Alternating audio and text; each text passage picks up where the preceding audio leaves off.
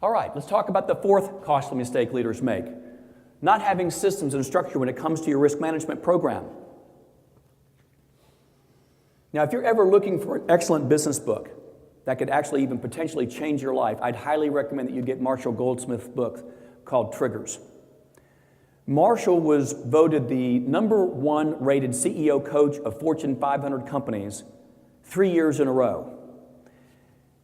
And Marshall said in his book, we do not get better without structure.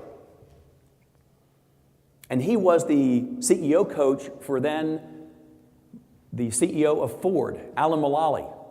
And back in 2014, Fortune magazine rated Alan Mulally as the 3rd greatest leader in the world. And Alan Mulally had made the comment that structure is imperative at a thriving organization, even more so at a struggling one. He went on to say something else profound. He said, too many executives today are too proud to admit that they need structure. I don't want to use a football analogy here to make a point. I know football season's coming, for those of you who are football fans, but when a football coach aligns his team on the field of play each year, or for each play, everyone needs to know where to go when the ball gets hiked, right? Well, the same holds true in the real world, that risk management is not something just to be delegated to HR or to the safety guy. It involves everyone up and down the corporate chain. It should involve the CEO, the COO, the CFO, and the folks that you would see on that right-hand side of the page, your claims handlers, your HR folks, y'all, the office managers. All of these people should be involved in this process. All right, I asked earlier if you had pens. We're going to start getting into high gear now. Make sure your pens are working, because I want to share with you a step-by-step system of how you can lower your operating costs and your insurance costs. And to keep this simple, we're going to use an acronym of DIAMOND. Put a picture of a diamond in your head, or look at your diamond ring. Each letter in the word diamond represents a simple step in this process that's extremely effective. And that first D in diamond, you want to determine your blind spots. And you do that by taking a risk assessment. And that risk assessment should be very holistic. It should involve multiple aspects within your company. And I'm going to keep that simple, and we're just going to call that P4, everyone.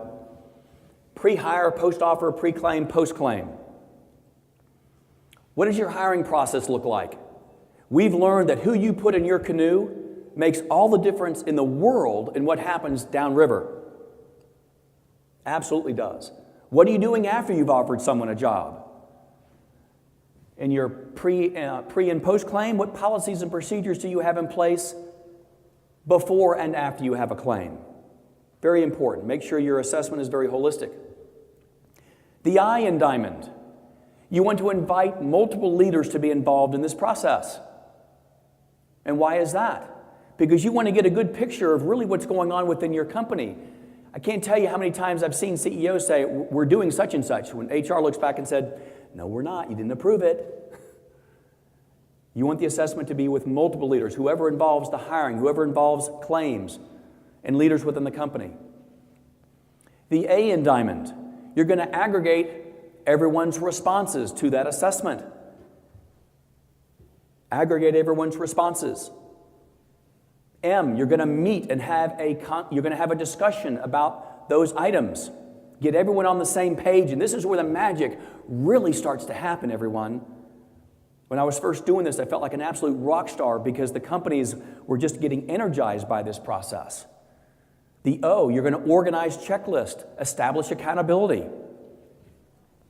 This is when everyone really understands how what they do synergistically meshes into what they're doing in other departments, so everyone can start collaborating and working as a team. The N, look at needed policies and procedures. This is where it's customizable. The good assessments usually are fashioned after what Fortune 1000 companies are doing. You can customize and do what you'd like, but do something to get yourself on the right track. That last D in diamond, I'm going to share with you a story of a company that saved nearly $50,000 because of that last D. That last D stands for Design a Narrative Summary that articulates what you've put in place. It's huge, absolutely huge. Let me bring that closer to home and share and ask you this. Who here has raised 16-year-olds in your household or is going to raise 16-year-olds in your household? God love us, right? I've had 3 of my own. Well, remember when your son or daughter turned 16? Or I'll say when your son or daughter turned 16? Remember when if they had a B+ average and had gone through driver training school, they got a discount or credits off the automobile insurance, right? Well, the same holds true in the corporate world. If you can show that you've got good policies and procedures in place, the underwriters eat that up. They love it. And you're going to position yourself for better credits. Now, I'd like to share with you a quick case study, share with you a quick email I got from a national company. And in the interest of time, I'm just going to read 2 sentences from that email. It says, based on the insured's prior claims experience, we feel the original quote at a premium of $354,682 would be warranted.